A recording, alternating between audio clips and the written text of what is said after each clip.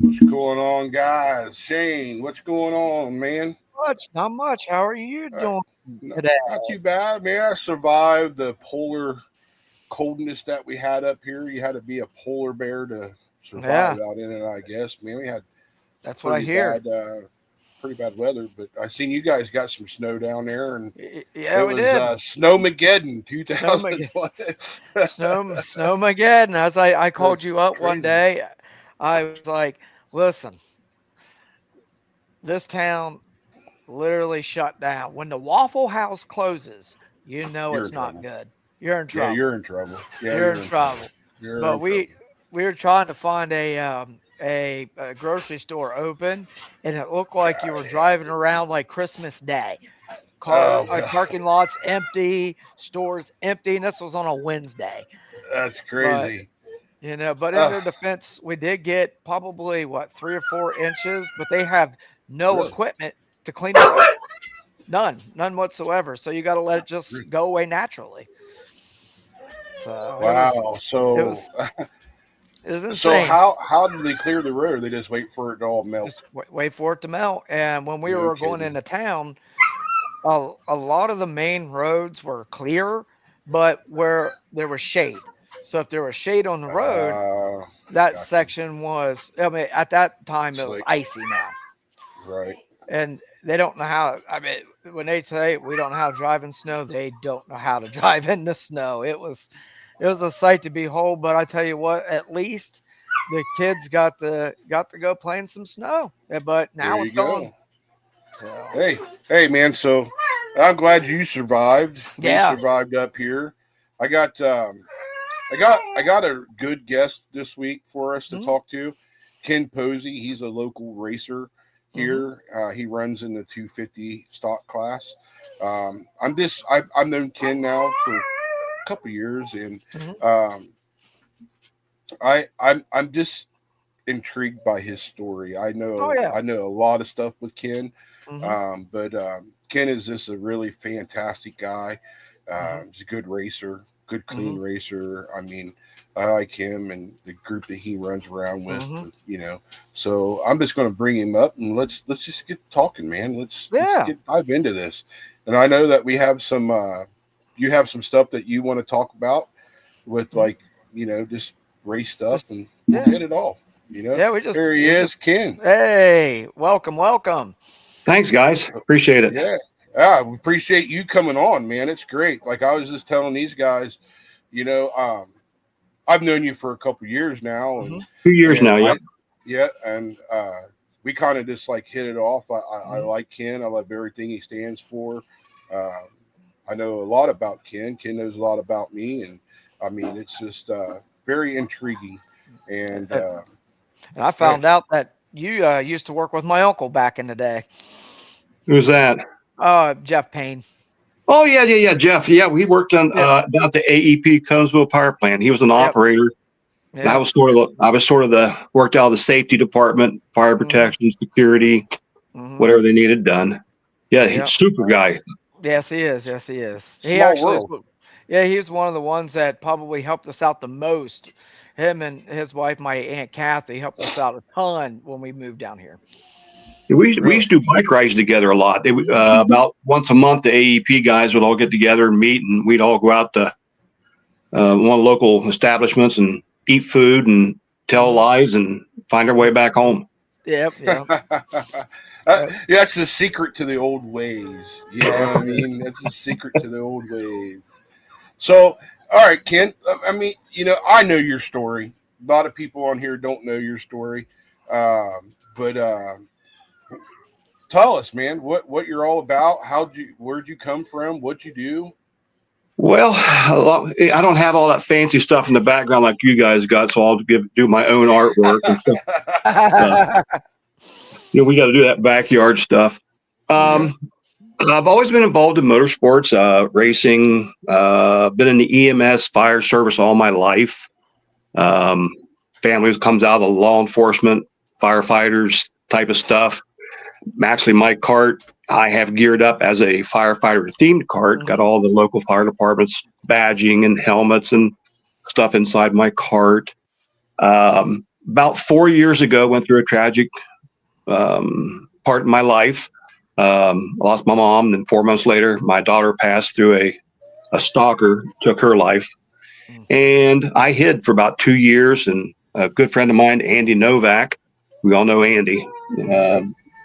Andy said, "We need to get you out of your funk, and let's go ahead and get you into racing." I went, "Nah, I'm not. I'm too old for that." And I'll be 70 this year. Thank you very much. So, Wow. yeah, I'm an old guy. Yeah, but I would have never thought that. Thank you. But I can't race your 250 class anymore because now I'm dropped a bunch of weight due to being a diabetic.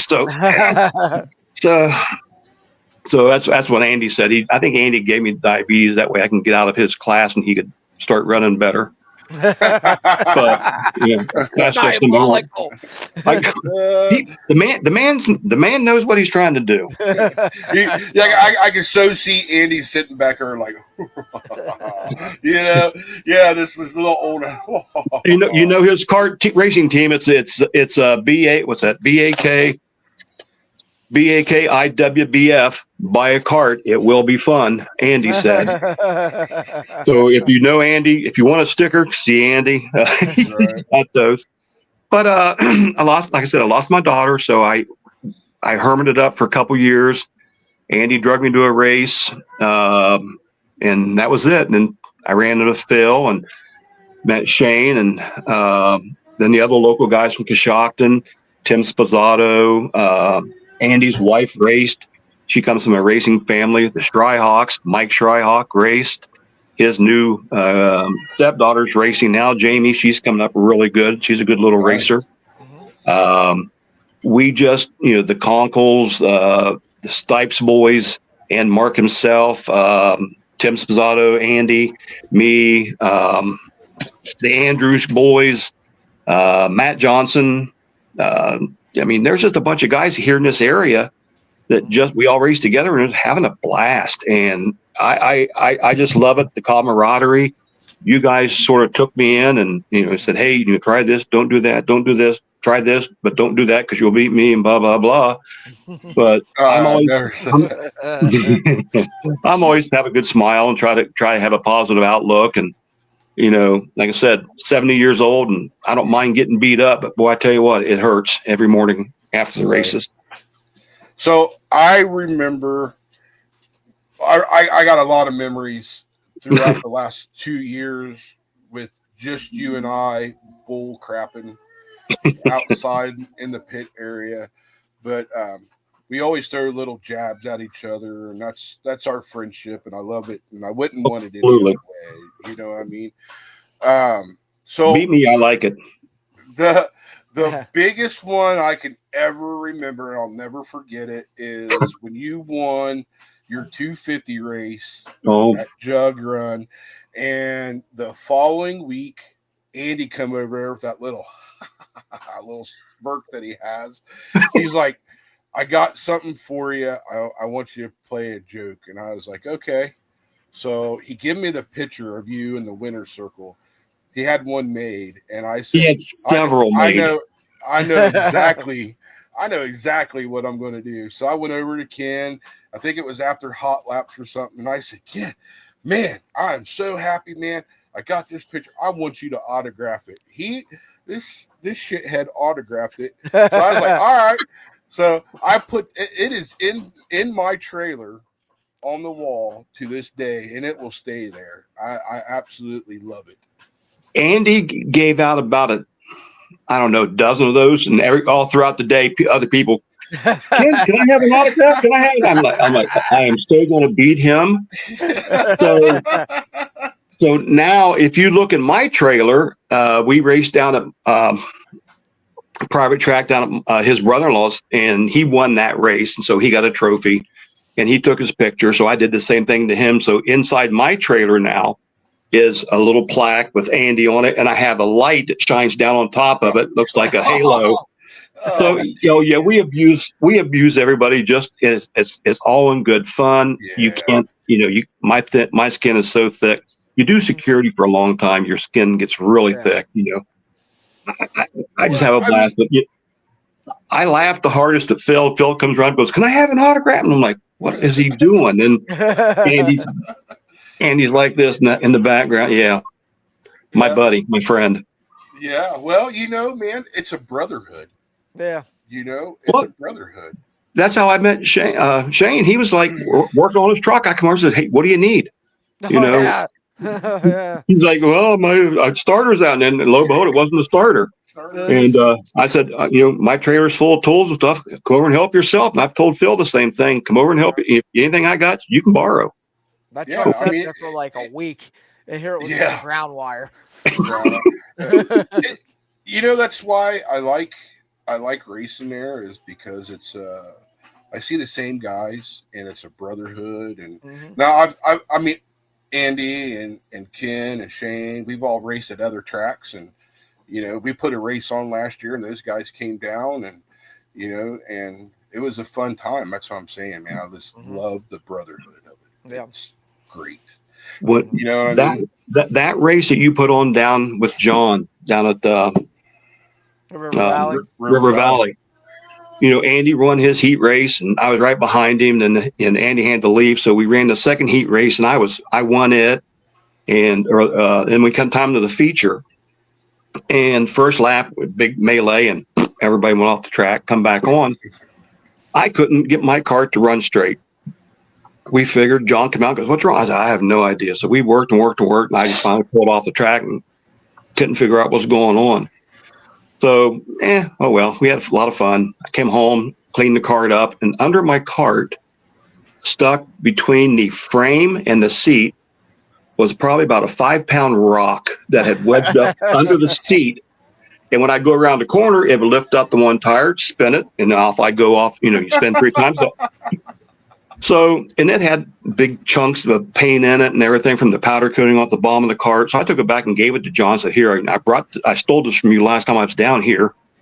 So, things like that, and to this day, that's the running joke between John and I. And we all have that little back and forth that we had a good time, and just it is what it is. Yeah, it is. And, I can't wait for the season to start. I've been working on the cart, working on me, trying to get my strength built back up. Like I said, I've lost almost 45 pounds now. And wow. Don't I look good? You look amazing. Even with the camera putting 10 pounds on, you still look great. Yeah, well, I tried to get that slimline camera. That's that slimline camera I'm trying to. That's why. There you go. There you go. I love it. So okay, so you're getting your cart ready. So after the season ended, and we're all got the winter blues and stuff like that. So like, what's your routine now to get it ready? I mean, when we were talking offline there, I told you I collect Lamborghini stuff, and like I said, I got 736 of them in my house. They need dusted occasionally. So about 3 months I spent dusting cars. Oh, jeez. Just doing stuff with the kids, grandkids, not much, but just trying to, Andy and I are piddling around doing stuff. Him and I are really close. I go over to his house and help out, and he comes over here, helps me out. If I'm under the weather, he's under the weather. Awesome. End of last season, I started seeing a nice young lady, and she is very dedicated to racing. She talks to me every day. "Are we racing? How soon we racing? How soon we racing?" So she's excited to going down to Wilmington next weekend. We're going to go down. She's excited. She wants to go down and see karts and people and stuff like that. So we're excited there. I've got a new body coming from my kart this year. Same theme, same thing. So we've got new decals, new letters, new numbers. So if nothing else, I'll look good. I don't know if I'll be fast, but I'll look good. Yeah. Hey, you never know, it all man. Matters. It all matters, right? So, yeah, right. So what class are you going to run in? Just regular stock class? It's going to be probably that.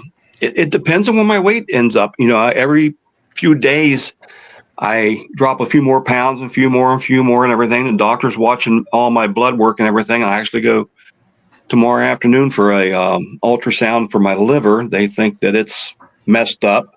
They said I needed to cut back on my drinking. And I told the doctor, "That's funny. For 70 years, I've never tasted alcohol." And they're like, well, crap, that doesn't work out for my diagnosis. So they're not sure what it is. So a little concerned, but I think we'll be fine. But I'll be in that 210, 20-pound range. So wherever that class breaks out. So Gotcha. so we're hoping, if nothing else, I'll have to start eating some more. Well, I mean, that's what's nice about where that track is. I mean, the 200 plus stock division is pretty tough. You know, so that 200 up to 250, then 250 of it is what it is. So I'm just going to actually the last race of the season I had already started losing some weight, and actually my cart started running better. So I must have had a weight issue that for me to drop 20, 30 pounds on that last race, it's that must have been it. My cart doesn't like my fat butt in it. So now that Phil, I don't know what you're going to have to do, buddy, but Yeah. Well, I don't know either, man. I'm stuck. I'm stuck in where I'm at, and don't lose weight the way I did it. I don't recommend that one. Yeah. No, I'm trying. Like, I've started going to the doctor this off season, and blood pressure was way high, and the doctor looked at me and was like, I do not understand how the hell you're walking. I'm like, I've been this way forever. Yeah. You know what I mean? And she's like, you don't feel weird? And I was like, nah, I feel perfectly fine. You know what I mean? Like, I don't know what to tell you. And that's what makes it, that's what makes our class and the guys that we ran with up there, being a little bit heavier stalker. And you and I have talked about many a time about, running into the guys that are 50, 60 pounds lighter than us, the momentum. And that was always a big fear that I had, and with my background and everything, and, EMS and stuff, that, momentum times speed equals it's ugly. Well, it can get ugly real quick, and that's what I keep preaching. There for a while, we had guys that tried to get in that class. When I ran that class with you, they were always trying to run in that class, and I was like, well, why the hell do you want to run in this class? I know why you want to run in it, but you want to run in it because you're 80 pounds lighter than us. You're going to outrun us. Exactly. You know what I mean? So, like, I was like, but you're not seeing the big picture here. The big picture is if you spin in the corner and we're wide open, our weight and our momentum, we're not going to get hurt. You are going to get hurt. Yeah. Like, that was my biggest fear.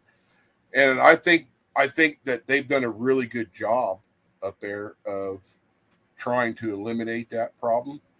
Yeah. So I got to give kudos to those guys, man, because they did. I mean, I went to those guys like, God, man, we're going to kill somebody, and even they even tell you that in the meeting now, like, hey, man, us bigger guys, we get rolling.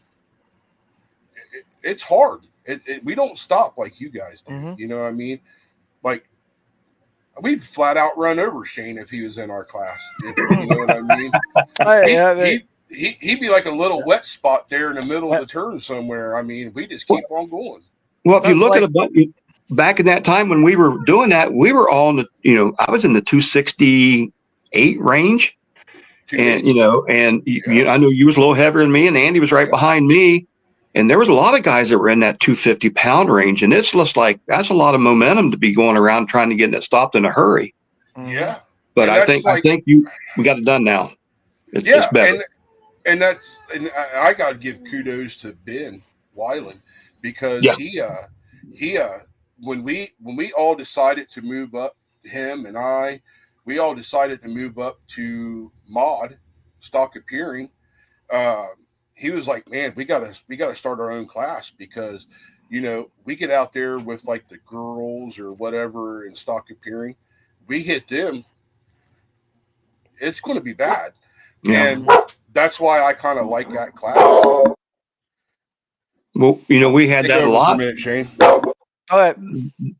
When we, even at a couple of the tracks, that we ran different tracks and everything, and that weight thing is like, well, I'm just 100 pounds lighter than you. Well, yeah, but momentum really starts to swing when you get that much weight moving, and our carts don't dart like the lighter carts do. Well, it's simple physics, you know. Yeah, I mean, it's simple physics. What's in motion stays in motion, with the force behind it. You know, exactly. it's no different than if you were, I'll use a football reference. If you're a 300-pound person running at me full force, I'm 150. I ain't stopping you. There's that's You're, just all over but the bare end. Yeah. yeah, you're running me over. So, but yeah, I mean, no, I don't know a lot about the weight classes going up in there and stuff like what you guys run. I just know what in the regular, I wouldn't call it regular, but well, I guess you would, regular stock class, and how we run and stuff like that. But What they divided off now up to 200, 2 to 250, and if there's enough guys in that 250, they have their own class. I think way it was doing it. yeah, I But believe so. and it is what it is, and Mhm. And that's what, and I also worry about like that with my daughter now, yeah, absolutely. wanting to move up. She's 90 pounds with sweatshirt and pants and boots and everything else like that, even in our class, about what could happen.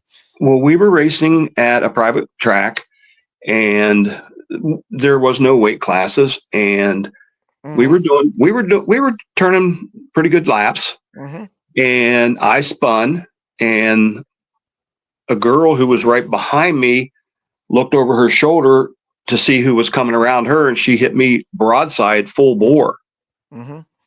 She got hurt worse than I did, just because I got a lot more mass sitting there in the middle of the track.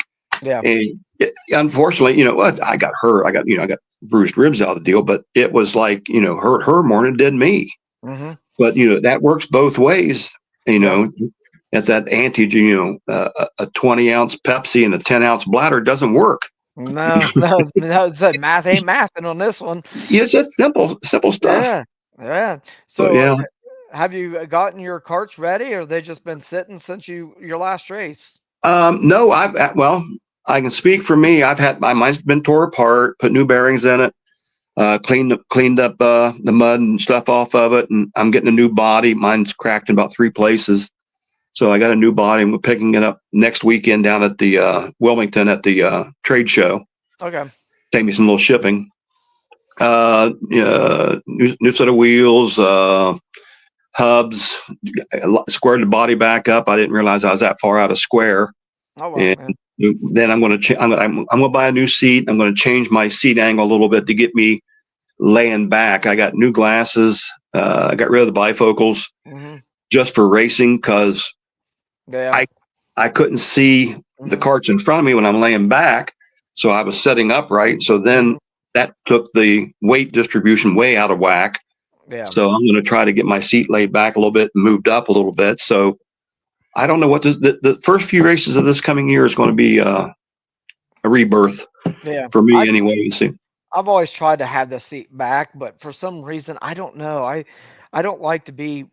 I'm like right on the wheel, and I've always wondered if that was I don't really have handling issues, but for my daughter, she kind of does, and I've always wondered if that is the case with her, is because she's got too much weight coming up front instead of distributed a little bit better.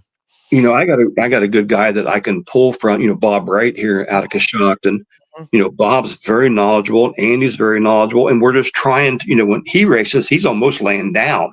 But his eyes are decent, so he doesn't have to worry about looking through bifocals and trying to focus and doing this during the whole race, trying to figure out what's going on. Yeah. So I'm going to get rid of the bifocals now, and then get back laid back a little bit and see if I can't get my weight more centered on the cart, because my upper body, that's where I carry most of my weight from the waist up. So we're going to try to take and rebalance the cart for that. And I had my cross weight pretty well figured out until I started losing all this weight, and then things really showed itself down at River Valley. And it's, my weight and my cart, it's finally starting to weight a little bit. So, but now my weights went past it, so now I just got to back it up a little bit. Yeah. It's a scientific what if guess theory. Yeah. Right. I tried when I very first got the cart that I have now. I tried the seat was laid all the way back, and I was like, "What the hell? I cannot handle this thing. It's so difficult." So I moved it up, and I've got better. But I think that's the way to go to get more pitch on the rear to It, lay down. What I mean? It's something you just got to get used to, I guess, because everybody I race in my class, except for one other guy, they're all laying down, and I'm like, I Well, don't know how they do it. you set Phil here, put me beside Phil, and put Shane all side by side, and you look at us. All three of us are going to carry our weight differently, Mhm. and Right. what works for Phil won't work for Shane. What works for Shane won't work for me. Mhm. Right. So, Right. in trying to get that configuration, you talk to these guys that race all the time. Mike Dickerson up here in Lafayette and stuff. You pick these guys' brain when you get a chance. And, where the weight distribution is, where your upper body is, where most of us carry our weight from our belly button up to our chest. It's really trying to figure out how that distributes that crossover weight to Mhm. push. So yeah, and Yeah. I've changed washers on the front spindles and everything, trying to figure out what works, what doesn't work. And I found out what didn't work last year because I couldn't even make a lap. So now Yeah. I'm back to making pretty decent laps now. Yeah, we struggled that with Adeline's cart, her brand new cart last year, and I really do think it was kind of like a weight thing because it was. I mean, Phil can attest to this. It just wouldn't turn. Even when Yeah. I got in, it just wouldn't turn. And talking to people and stuff like that, what you were mentioning of getting the seat back a little bit, changed a little bit here. I think next year it might run a little bit better since we've See, got a I'm bunch of torn. laps in it. So I'm like you guys, man. I find somebody that is really knowledgeable, and I just try Hmm. to pick their brain as much as I Hmm. can. And everybody is like, "Well, what do you scale at?" I was like, "Dude, I couldn't tell you. I've never scaled the damn thing." Yeah, same here. You know what I mean? And I think I need to scale it to tell me where my cross weights are, but I've never scaled it. You know what I mean? And I got one guy that's like dying to scale it, so I'll probably take it to him before It's me. good to know, just simply because I had hardly. You figure out most carts have that weight on that right front tire. So I hardly had anything on mine. So now we've got it all changed back, and now it's Hmm. my cross weight is right where the manufacturer of I drive an Ultramax, or I attempt to race an Ultramax, I should say. And I'm piloting an Ultramax, but they say that the cross weight should be this, and you should have this. And my biggest thing last year was my tire pressure. Everybody kept saying 4 or 5 pounds, and my cart wouldn't run with 4 or 5 pounds. I I was mean, running, I was running 8, 9, and if I ran a lower tire, I couldn't keep it on the track. So I it's really weird, man, yeah, because like I'm the same way. Everybody said, "Oh man, run 4 or 5 pounds." I'm like, you ain't racing this cart with 4 pounds of air pressure. Like, Yeah. I'm exactly. telling you, and not. I mean, I don't give a shit if I'm in stock or the class I'm in now, which is stock appearing. You ain't running that thing Hmm. with 4 pounds of pressure. I tried it and I ate the tires almost. You know what I mean? Hmm. And then I developed what they called four-wheel drift. Like it would just like I'd go into the corner instead of the rear end coming out or the front end doing its own thing. The whole cart just went completely said, oh, I had enough, and it just went its own way. The whole cart did. We could not figure it out. Hmm. I Mine mean, does that. I had Brian in that cart, I had Ben in that cart, and they're all scratching their head like I had no damn clue what the hell to do. Well, You know? I've had a few people say that, I block. And I said, no, I don't. My car drifts. When I Yeah. come into that corner, I run that. I don't run the bottom leg. I run a sort of an intermediate line. And when I'm coming out of 4 or coming out of 2, that cart pushes. I mean, Hmm. I'm turning the wheel as hard as I can to the left, and that thing it just slides up the track. And That's I how know ours people, does. And she has a and lot I know back people too. get mad, but I'm not doing it intentionally. It's just I raced at Hillbilly a couple of times, and I was, people didn't like it because my cart drifted. Hmm. And So I think if you fix that, I think your momentum would pick back up. You wouldn't lose so much speed. That's what I'm gathering because that's like my problem. Like I go into that drift that I can't get it under control. So I have my line completely changed. and it started doing it. And it just started doing it out of the blue. Mm-hmm. Like, we never changed anything. I didn't change the air pressure. I always ran a certain number of air pressure because one guy told me one time, and we all know him, it's Cameron Moore. Okay. He was like, let me put this in perspective for you. He goes, are you going to drive your car with a flat tire? And I was like, no, He's like, why in the hell would you go out and race on the track with a flat tire?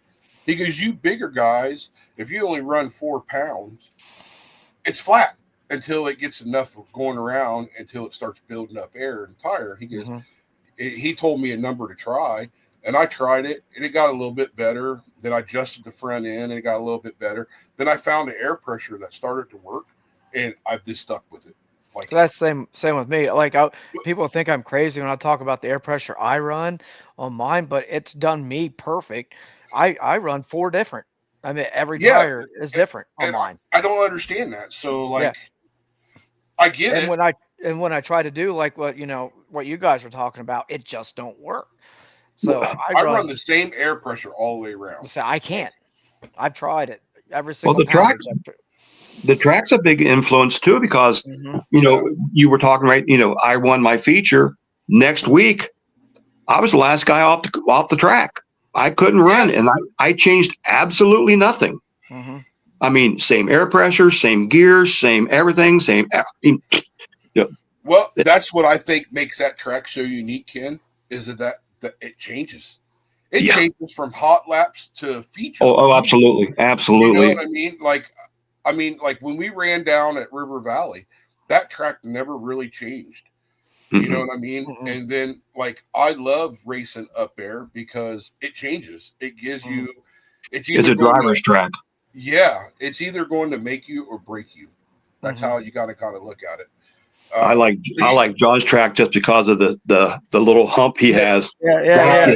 I just love that. Yeah. It's a fun And that track is freaking unique as hell. one. Like when I approached you and I told you, like, hey man, let's go to this track. I'm telling you right now, it's small but it's unique. And you got there, and I'm telling you, it's unique. We had a blast. It's fun.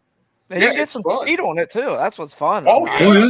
You got some speed on it too. And there's big rocks that will wedge up under your car. But you know what though, man? In his defense, that track's really never seen other competitors besides his little group. And then when Shane and I went there, and then we got all you guys to go there, that was like really the first time that track had ever seen anybody else besides his normal people. Yeah. I mean, he's got his normal, 8 guys or something, 10 guys, something like that. But hey, it's a fun track. It's really fun. There is one, I don't know if you watched the episode, Ken, or not, but CJ Speedway. I want to go check that out. No, I didn't. I haven't seen. I wanted to. Oh, you got to go on there and look. That track looks like like a ball. Yeah, it looks like it will be a blast to run. I mean, it's high banked track. Yeah, and it looks like a fishbowl. Yeah, is it really? Yeah, yeah, man. It looks fun. You have to go check him out, man. He was on here, and a couple weeks ago. I got looking at him, man, and I was like, "Oh my god, that track looks fun." You know. Have you ever raced at Dixie Hollow down out Shawnee? So I personally have never raced there. Trevor, on the other hand, when we was very first getting into this, yes, he ran there, and that track when I was there, I was like, holy shit, it's nice. It's a nice place. He's rebanked it 2 years ago. He rebanked it, put a little bit more banking. Oh yeah, it is a super track. And then last year he didn't do anything, and I heard that they're going to do something this year. He's hoping to do something this year. I heard the same thing, but I wasn't sure. I have reached out to him because I think his track is. It's amazing. It's amazing. It's amazing. I mean, so I've been to several tracks, and there is only probably 3 that I am in awe over. You know what I mean? And number 1 is Jug Run. You're not going to go to a place and find a better facility that is well kept. Yes. Track is kept. I mean, the people are nice. And then we went down to with Trevor down to Dixie, and I kind of think the same thing. I was like, wow, this track is really nice. You know what I mean? It's in the guy's yard, you know, kind of in his front yard. He's got parking. He's got a pit lane.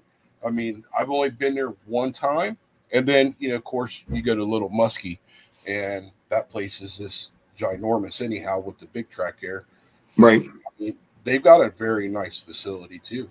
And I mean, all these tracks that are popping up, you know, you don't know where you gotta kind of look at your schedule now because you got Thunderbolt. Yeah, they just announced their schedule the other day. Yeah. I seen Blake did. So we have the new one coming up at Honda Hills. They're putting a track in.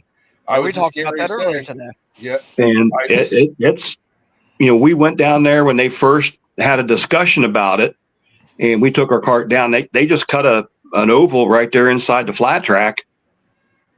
What they did was great, and what they're planning on doing, from what I'm hearing, is just, I mean, I'm sort of excited to go down and see what that looks like at the beginning of the season.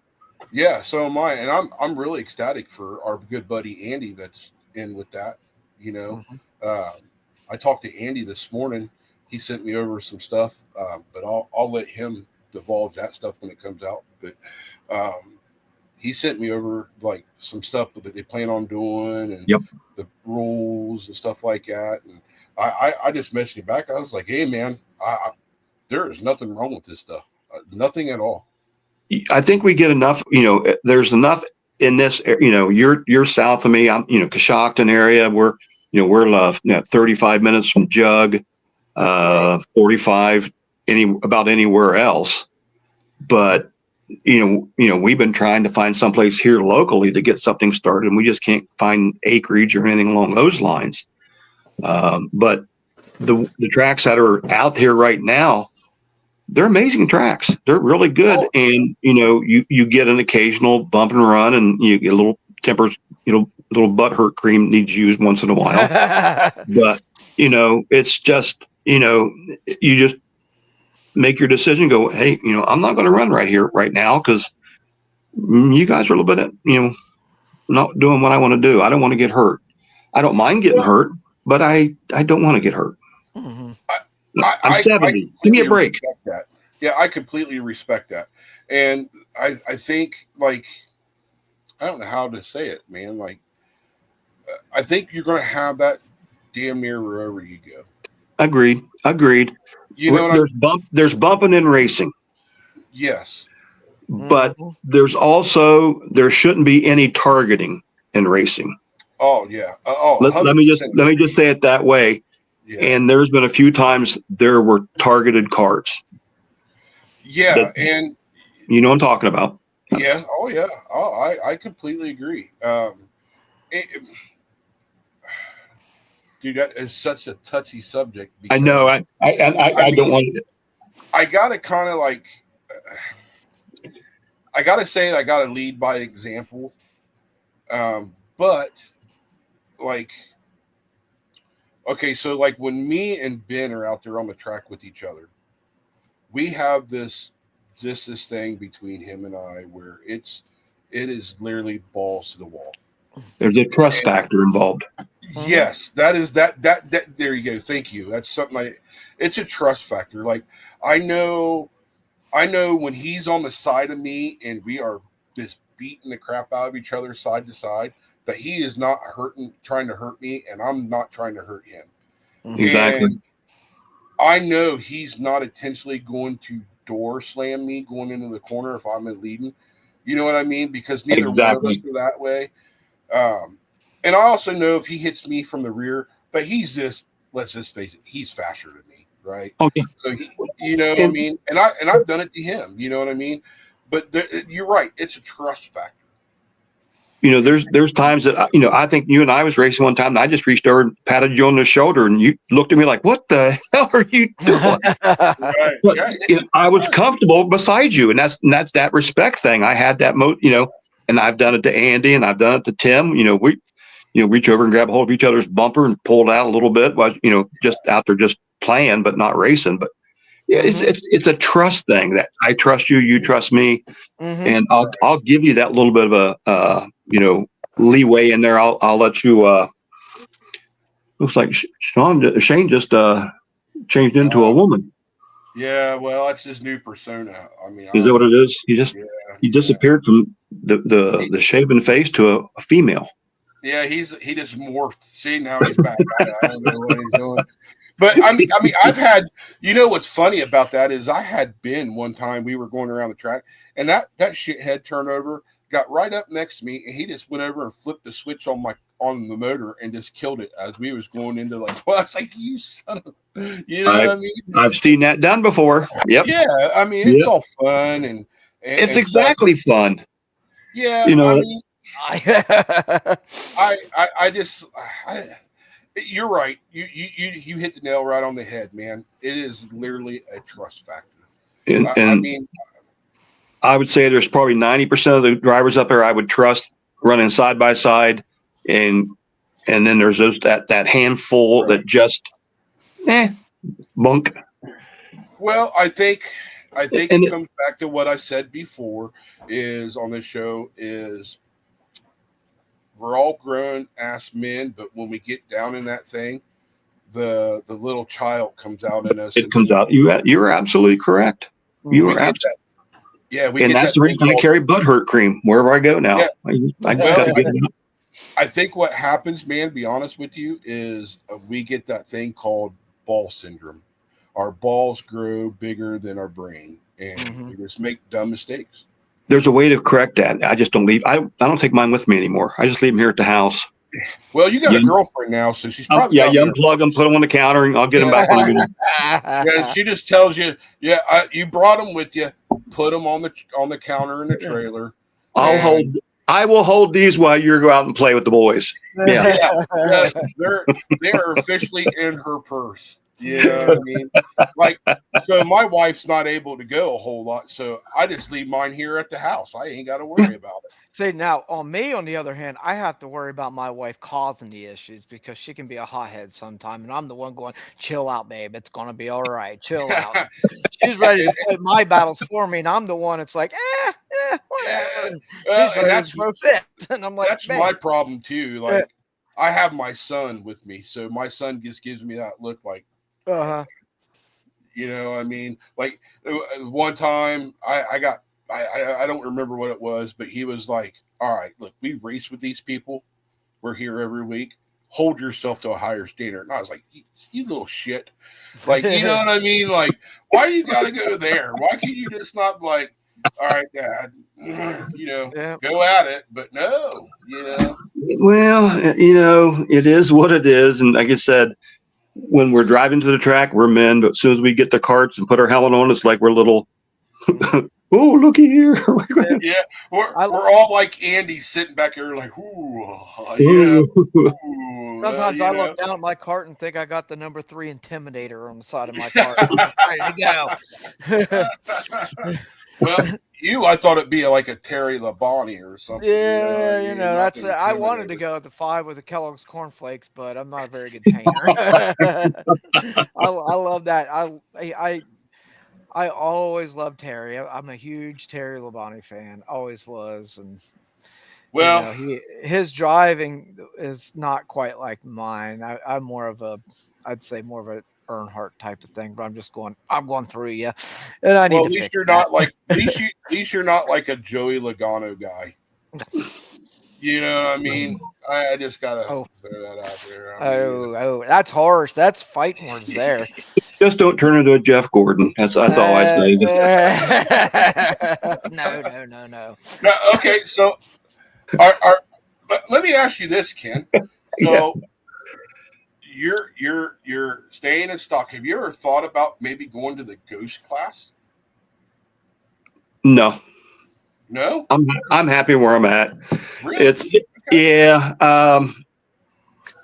I like to be in that group of a bunch of guys that are just, I like to race. I like to get into that group, and I'm more fun being in the middle of the pack and working my way up through the pack, opposed to starting off and stuff. But I looked at, Andy and I have talked about it, and going to Ghost, going to the Clone, or going super stock and everything. And yeah, the stock class, the 200-pound class I'm in, it works for me. I feel safe there. The people who are in there with me, I feel safe beside 95% of them. The ones that you don't race all the time, those are the ones that bother me a little bit, because you don't know, they're going to come down and slam the door on you. And I don't know how many times that I've been slammed on and put into the infield after making a pass, and I'm looking back at the nose of their car and they're pushing me off into the track. So, it is what it is. I see it one way, he sees it another, and it just runs that way. But I like that stock class. I don't have a lot, I'm on Social Security. I'm an old guy, and I just can't. I got more money in my the trailer than I do everything I got combined on my cart. So it is a economical way to race for me. I have one of each gear. I have one of extra set of tires. And I got one extra motor. That's it. And I look good. That's all I want to do. Look good and have fun. Yeah, I'm Nice. I'm along the lines with you on that too. I kind of have that same thought process of something about the stock. Like I enjoy. If I ran a full force, I'd have 4 carts out there with me, my daughter, my boy, and then that spare cart. And I can't with the budget I've got with stay-at-home wife and total 6 kids. I can't justify dropping a ton of money into a hobby that I love to do. I have OCD, and I'm one of the people that, Andy will contest to this. I'll sit there and, polish the turd until it looks good, and then never to take it out of the trailer. But, it's just one of those things that, you do what you got to do to make it run. I am so happy that I can run in this division and being OCD a little bit, or a lot, and being competitive. That really ends up being competitive and OCD. You can really drop a bunch of money quick, and I got to watch that.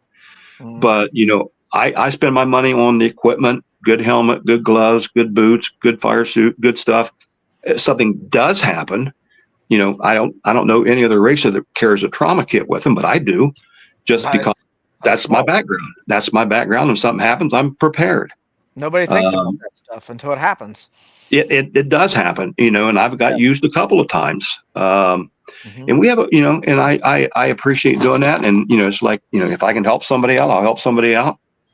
But I don't want to get into that because I could spend a bunch of money, and I don't want to. I'm having a blast just doing what I'm doing in the class I'm at. That's one thing I'm looking at being down here. A lot of these tracks run the clones and stuff like that. And I'm like, oh man, I'm gonna have to build one of those now to race at some of these tracks, because some of them are massive. You look them up, 2 of them I looked up online. It looks like Muskegon County Speedway, but it's a go-kart track. The size it's big down there, isn't it? Yeah, it is. It's real big down there. Clone is huge from like Kentucky down. Yeah, and it's here, but it is nowhere near like it is down in your area.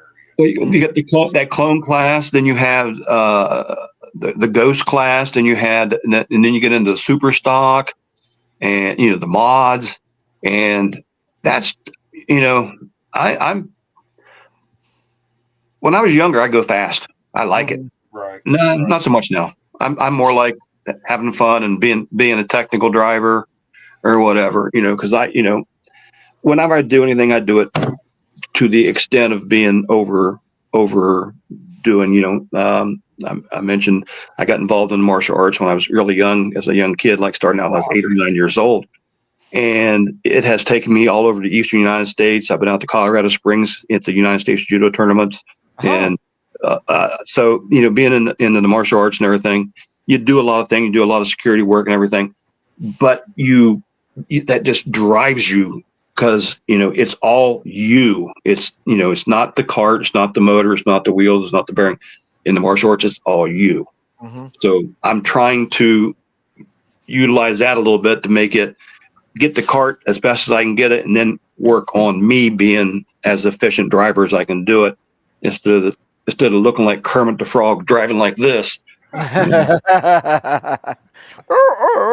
Exactly. So I That's a good analogy. It works. when he does that, when he does that, the only thing I think of is that blow up thing that's out of the car lots where it just sways all the time. Yeah. Going everywhere. Yeah, I mean, that's kind of. I'm going to find one of those. And I'm going to bring it to the racetrack and put it behind my trailer. Oh, dude! Just for Phil. We will have to take a picture around that every time, dude. That is so great. That is just so awesome. I don't care what anybody says. That's great. If Andy's watching this, Andy, we got to find one of those blow up dolls that does that. Yeah, so we got. By the time this is over, I'll have a phone call like, okay, here's where you can get those. I'm sure Amazon has to have one. I'm sure. Okay, they have little ones, so I'll get a little one. Yeah, a little one, man. Put the skeleton on one side and the little blow up guy on the other side. Yeah, that'd be great. And then when you're like, we all happy, that'd be like your mood deterrent. Like you're all happy, it's out there waving. When you're all mad, the skeleton's just out there, just don't even come to the trailer. You can turn the pressure down, so it's just sort of like. All depressed looking. These things are so great. It's so funny. So I heard through the grapevine that you do a lot of. You used to do, or you still do. You can correct me, but security work. I do. And there's some you did some security for some pretty interesting people.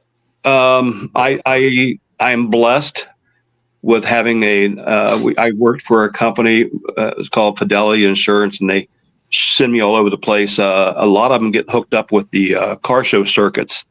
So when the World of Wheels, the cavalcade cars, the big guys, the big car shows where they have a lot of celebrities come in and do a lot of signings, I get hooked up there and everything. Just here recently, there's a quarterback that I think he's a pretty decent quarterback. He does for quarterbacks for Cincinnati Bengals. You probably heard of him, Joe Burrow. I've been doing. Sounds familiar. Well, I'm a Steeler fan, so it's just wait, I gotta get off here now. The funny part was I got hired to go do a security detail for Joe Burrow, not knowing it was Joe. And the guy says, "Well, it's a sports bar." Okay, so I dress up, Steeler shirt, Steeler cap, and everything. I walked in. The guy goes, "No, you got to change your clothes." He says, "Don't you know?" He said, "Don't you know who you're doing?" And the guy goes, "I never told you." He just laughed. So Joe Burrow comes up and shakes my hand. He says, "You are going to change, right?" I said, "Yeah, I'll change." But I said, "But don't you want protected by the best defense there is?" The steel curtain. And he looked at me and goes, "I can't argue that." But one of the nicest guys I've ever been around. He's the one I do here lately a lot. I've done probably about 4 or 5 of him. Oh wow! We do everything. I hire out for drag shows. We do security for drag shows, which is the biggest hoot I've ever been involved in. I take my daughter with me, and we just have a blast. I always say my claim. You don't have to dress up though when you go to do those shows to blend in with the crowd, do you? There's one of those things. You just quit asking questions, Shane. Just quit. If you see me go, you're not going undercover. If you see me do this once in a while, it's like, oh well, crap, he does that too well. But I've always, my claim to fame in my security is, like I said, I've been involved in martial arts all my life. And we were at the Arnold Classic a few years ago, and I'd done security for Chuck Norris.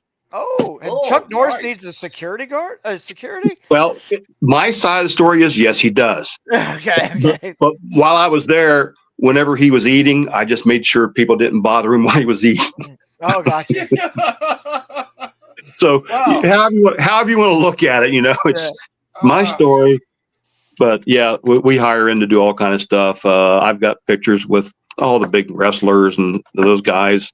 That's fun. But yeah, I've been blessed. Everybody from Leonard Nimoy to Wow. the Judy and Audrey Land, Sorrel Brooks from the Dukes of Hazzard. What? These are all. Oh yeah, I'm talking years ago. What was it called back in the car show days? So it was Cavalcade of Cars, Hot Wheels, and there's another big organization, Autorama. Is who Autorama, like they did Pittsburgh, Cleveland, Indianapolis, and so they basically say here's a credit card, come over, get a hotel, spend 2 days, and go home and send the credit card back to us. Oh, wow. That's nice, then man. I mean, yeah, it's a lot of fun. It's I've been blessed meeting a lot of people, and people's like, no, you haven't. Then you get your phone out and go, well, hell, who's this? And trying to figure out who's doing what and the whole 9 yards. But it all super. Only a few people are jerks, but 99% of those people are just awesome to deal with. That's good to hear. My first martial art instructor, his name was Doug Grant. He was a cop here locally. Then he went to Columbus to become a cop, and one of the most decorated cops in Columbus as a detective. He got inducted into Martial Art Hall of Fame. So when he got inducted, I got invited to go down, being one of his first students back in I think it was 68 when I first started. And so we were sitting around BSing at the table, and I had a guy walked up and shake my hand and says, I heard you was with Doug when he was first started out. And I said, yeah, I have been with Doug. Oh my God, it was Jason Statham. I'm like, so, he comes over and says hi to me by name. I'm like, oh my God. Wow, so, that's pretty cool. Yeah, oh yeah. And him and Doug knew each other well. Oh, wow, that's nice, man. Yeah. Well, it sounds like, your personal career has been fantastic. So I've had a weird life. I was gonna say you're like a jack of all trades and did all kinds of things. I can't find what I'm good at, though. It doesn't matter. It doesn't matter. With what you've been doing. Right. Right. It doesn't matter, man. Don't matter. So, okay. So let's get back to racing here. So when you race and it's all over and done with, you get home, what's the first thing you do with your carts? The first thing I do when I unhook the cart trailer, so we're getting home about midnight, 1 o'clock. My first thing I do is go to Taco Bell, because nothing better to settle your stomach down than a Taco Bell. Next day or whenever it's available, you pull the cart out, you power wash it, you pull the tires off, you scrub them, you check all the bearings, check the gears, check your chain, check the motor mounts, clean it all, wash it back up, put it back together, and that's it. I low budget, treat the tires, usually with I got Andy. Andy's got me using that black sand and that orange citrus stuff. Oh. And those are the two that I use, and just mix them up a little bit, and just scuff the tires and put it with low budget, man. I'm low budget. The only thing motor wise I've done, I put a new piston rings in the cart when I first got it 2 years ago. And I've not done anything to it since. And words of wisdom, when you rebuild a motor, and those that little splash ring that goes on the lower, goes down and splashes the oil up in the cylinder, don't drop that on the carpet. It'll break off just in a heartbeat. Also, you find that out the hard way. Also, too, I found out Twice. the hard way too, is you don't take apart the clutches and the springs because they're a pain to get back together. Duly noted. I mean, hang on here. Don't take springs out of clutch. Yeah. Oh man, this dude. Let me tell you, this dude called me. It was middle of last year. He called me and says, "Hey man, I took this drum clutch apart and I got a new spring for it and all this." And I said, "Tell me you did not take that spring out of there." He's like, "Oh yeah, man, but I can't get it back together." And I was like, "Oh my God." So that weekend at the track, I walk over and I was like, "Please tell me you're joking." He's like, "No." I looked at it and here's all this drum stuff. And I'm looking at it, I'm like, "No, you did not just take this thing apart and try." He was like, "Yeah." I'm like, "Oh my God, that I don't know how to put it back together. Like I have an idea, but Dude, Well, it see, was so tough. when something So like that hard. happens, if I was to do that, I would say, Andy, here's a box of stuff. Would you put it together for me? And he'll go, I, okay. I just like, I looked at him. I was like, oh my God, no, you did not just do this, man. He's like, It was oh bad. yeah. I'm like, we're never going to get this thing back together. Like, See, that's what happens when you watch YouTube. well, I might run back because we're on YouTube, but I'm That's just what, like, well, I'm just like, YouTube oh my said you could God. do it. Yeah. I was like, oh my God, no, you did not. And Yeah. There's also YouTube videos out there that tell you how to put water in your engine to clean it up, that the oil don't get out. Yeah, don't follow those directions. I Yeah, mean, I found kid, out. when I tell you, it was the drum, the weights, the back, all this I mean, stuff. the shoes. Uh, Every time you try his to put shoes together, came they go off. pew, Pew, it went everywhere. And I'm like, pew, oh my pew. I'm like, God. yeah. I was like, no Needless to way. say, it's off to the side. I Yeah, saw it's I saw a video where a guy was taking those drum clutches, taking them apart and polishing the slides and cutting the slides, cutting 3 of them, and Mhm. then taking them, and I went, no, close that. All I can see is I yeah. can see teeth getting knocked out. I can Oh see yeah. blood. I can see no. I The- just like, no, you did not. And he It's did. just been it would have been cheaper just to go to buy the black spring one than it was just to get a new spring for it. That's the reason I have Andy and Bob Wright and those guys. Hey, no, you don't want to do that. Do this. Okay, here's this. Yeah. Buy Yeah. the. Okay, fine, thank you. So Lesson yeah, So, learned. do you have good luck with that black sand? Yeah, I'm yes, curious about that. yes, I did. It actually works. I use it when I start off. If I hot lap, I'll use it. On the first race, I'll use it, and then I'll go to the orange on the second, on the feature. Really? It seems like that black sand, once it sets into the tires, that orange sort of softens that rubber back up. And Mhm. for me, it works. Okay. I hook up better on the second race than I do the feature Hmm. than I did on the heat race. So, do you have a tire preference? All I've ever ran was Burris. Okay. So Andy likes Hoosier. Somebody else said they like the Maxim. I can see the Hoosier tire being it's a thicker sidewall. It makes sense, especially at Jug. It would make sense because just the way that track is set up. But I stagger on my tires. I've got them about where they need to be now. Mhm. I utilize, like I said, Bob and Andy and Mike and Tim, and they're saying like, well, I did this, I did that. And it's good that all 4 of us race together because maybe we'll run one of us will run a 12, one will run a 13 on the driver, then we'll go to a 50, 58, 59, or 60 on the rear end and see which one works best for all of us. And then okay, let's all go to this or go to that. Mhm. Or no, I'm not changing. So we all try something different, and then we sit around in those little bitch sessions that were, like what works best. Yeah. So Right. we're trying to figure out. So the last couple races, I invested in a 12 driver, and I've really, really liked what it has done for my cart. Mhm. And I'm on a 12. oh, you're on 12, Oh yeah. and then on the back is I'm anywhere between a 59 and a 62. And it depends on the track. I'm way higher than you.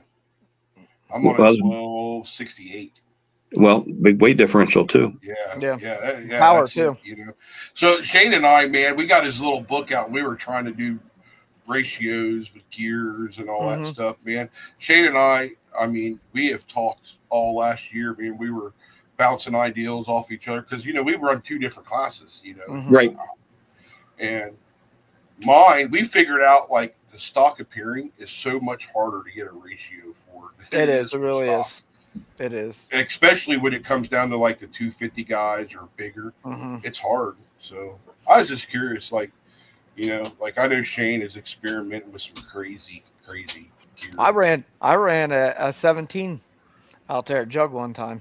Really? Yeah, Mhm. yeah. Well, I did. my first time racing there, I was on a 15, I think 1560. Mhm. Is it crazy? You know, Yeah. and I was afraid. I thought there for the when I got out on the track for the first time, I thought I was going to have to get out of the cart and get it going to Mhm. finally get it Right. to hook Yeah. up. That's Because what that 17. The 17 didn't do too bad for me, but it just you could tell it was leaving a lot. I couldn't get it coming out. It was bogging down. well, what works for you won't work for me, and what works for Yeah. Phil Right. won't work for me. And No, this, no. No. So for me, I went back down to I run a 15 and out there. And now if I go down to a 12, I mean my rear, I'm dropping it down so much that I'm going all the way down to a 50. well, I've run Got a 11. little biscuit out there. Yeah, Small, pretty tiny much that's what it biscuit. is. I mean, but it runs good though. I'm running 11 when I Yeah, when I was down at Dixie, and I, I think I ran a 12. I was running 11 there for a while, I ran a and 10. oh, I ran a 10 out at River Valley out there. really? Mm-hmm. Yep. I put a 10 So on Yeah, there. but that's a big weight difference there Yeah, between yeah, well, it is. and it you. is. Yeah, it's a weight You know. difference. Yeah, that's what it was. I was like, I mean, hell, I want to try this 10.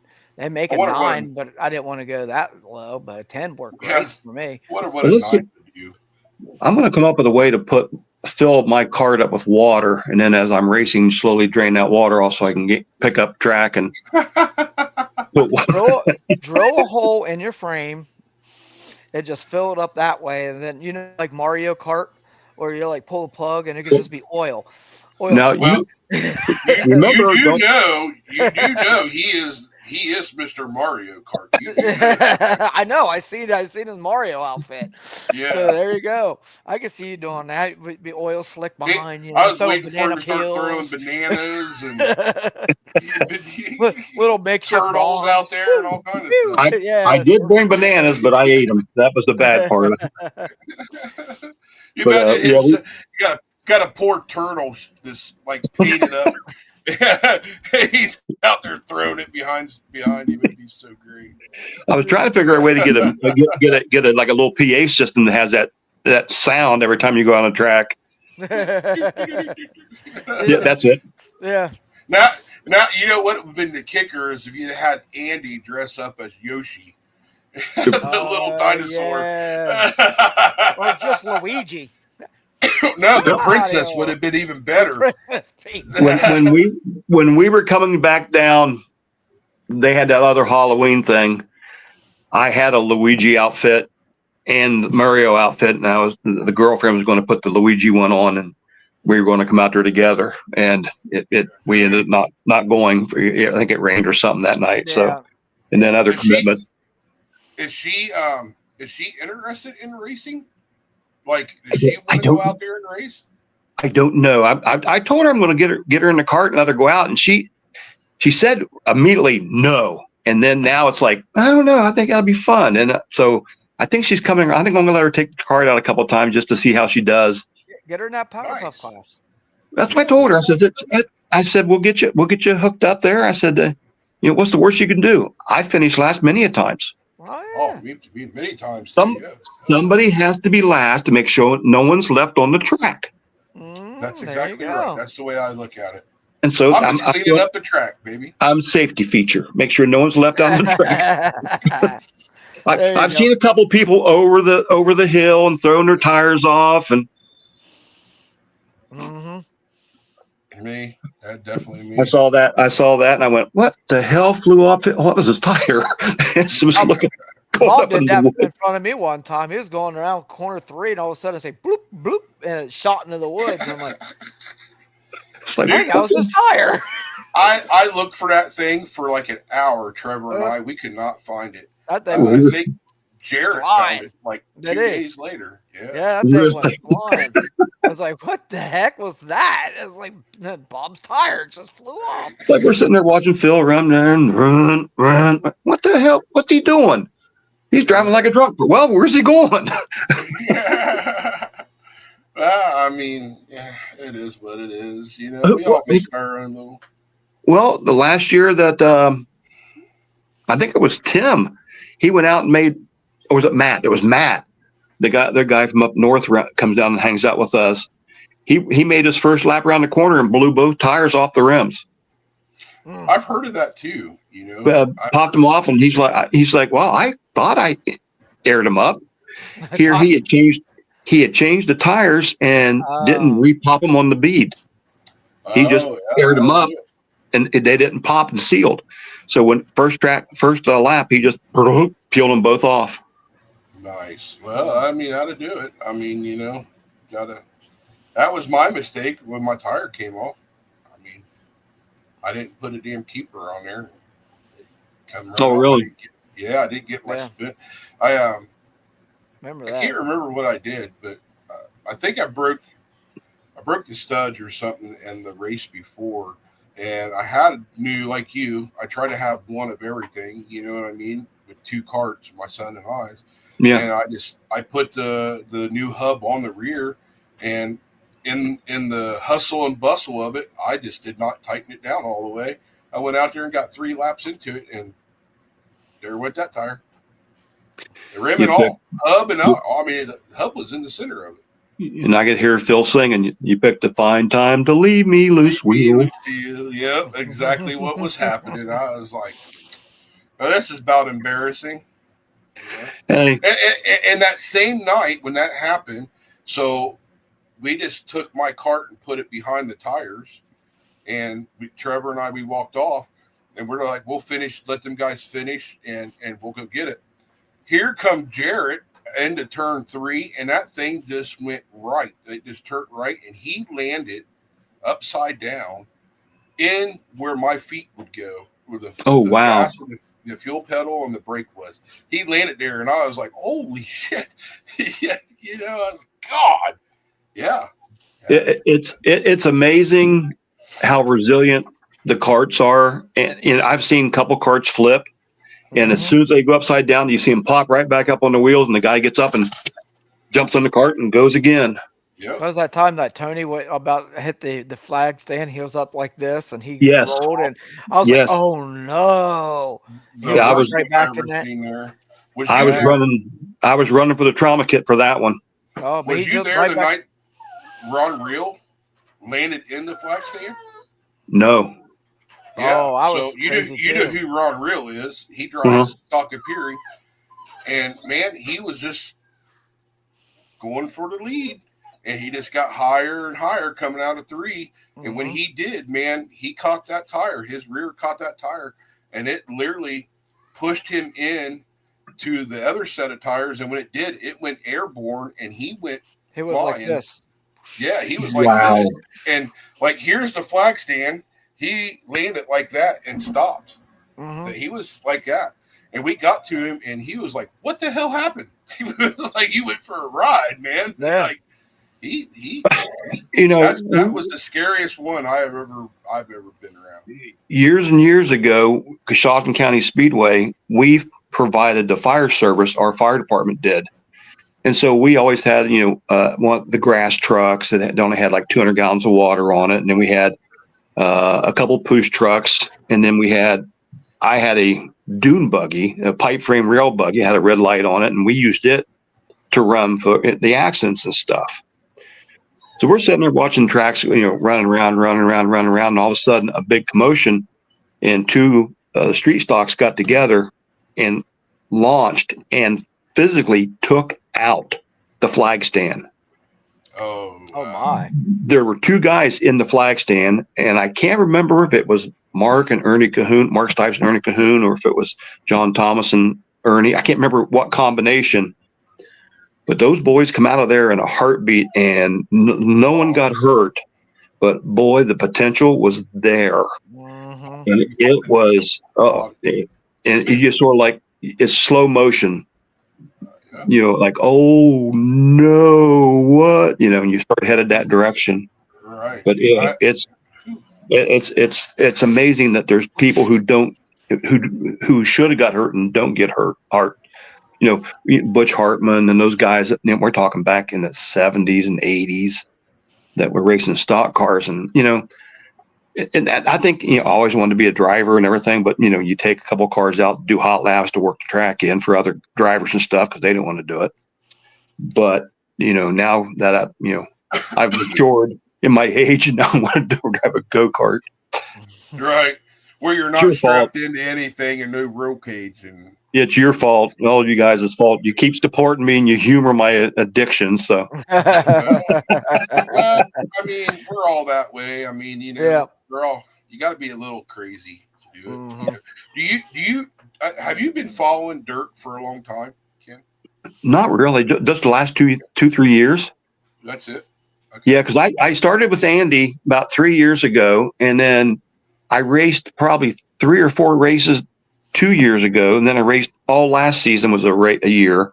So this is actually my 3rd year. So 2 full years of racing and then 1 half a year. So I've just am getting involved, and I'm just like, I will walk up and talk to anybody. I don't know an enemy. I'll talk to anybody. That's how I met you. Just walked up, started talking to you, and met Shane working under the hood of his car, and because he was close to my pits, and hey, if you need anything, I'm here. I always showed up early, and you just sort of listen and take in other people's what they're doing and what they're saying and stuff, and you divide that out of the bullshit, and then you divide the what's knowledgeable and what's not knowledgeable, and what you understood, and try to make it in with yours. But yeah, it's people like you two who are doing this kind of stuff with the conversations.